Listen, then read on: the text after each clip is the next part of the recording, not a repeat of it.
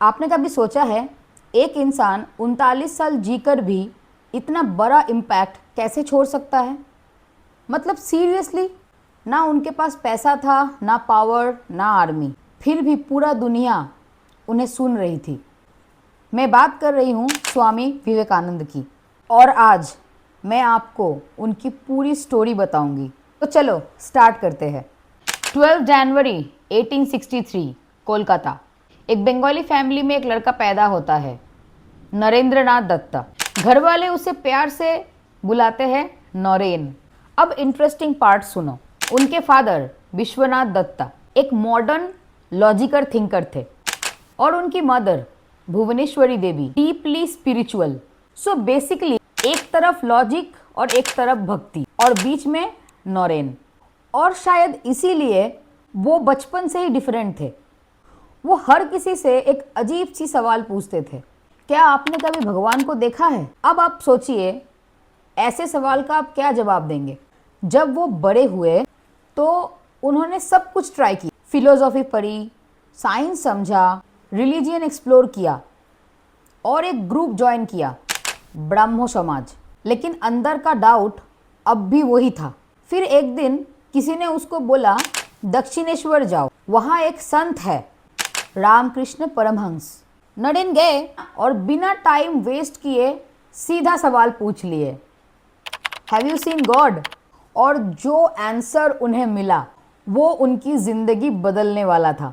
रामकृष्ण ने कहा, हाँ, उतनी क्लियरली जितना मैं तुम्हें देख पा रहा हूँ। इनिशियली नरेन को लगा ये आदमी थोड़ा अलग है, स्ट्रेंज, अनप्रेडिक्टेबल। लेकिन धीरे धीरे उन्हें फील होने लगा यहाँ कुछ रियल है। एक दिन रामकृष्ण ने उन्हें टच किया और नौरेन को लगा जैसे पूरी दुनिया हिल गई हो, जैसे रियलिटी डिसॉल्व हो गई हो। और वही मोमेंट था जब एक लॉजिकल माइंड स्पिरिचुअलिटी को फील करने लगा। अब यहाँ स्टोरी ट्विस्ट लेती है। उनके फादर की डेथ हो जाती है और सब कुछ चेंज हो जाता है। पैसे खत्म, घर में स्ट्रगल, कभी कभी खाना तक भी नहीं। एक प्रिविलेज लाइफ से सीधा सर्वाइवल मोड।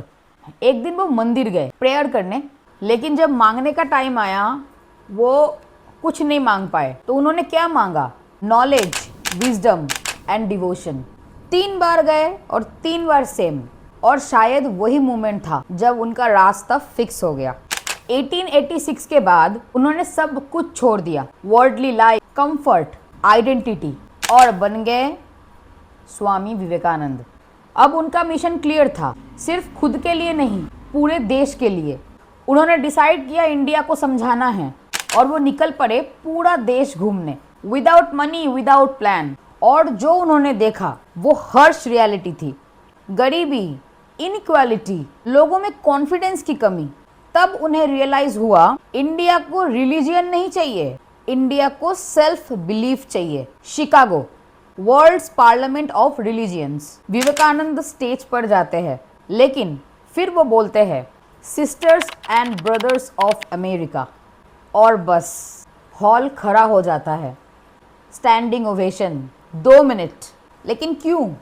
क्योंकि वो सिर्फ बोल नहीं रहे थे, वो कनेक्ट कर रहे थे।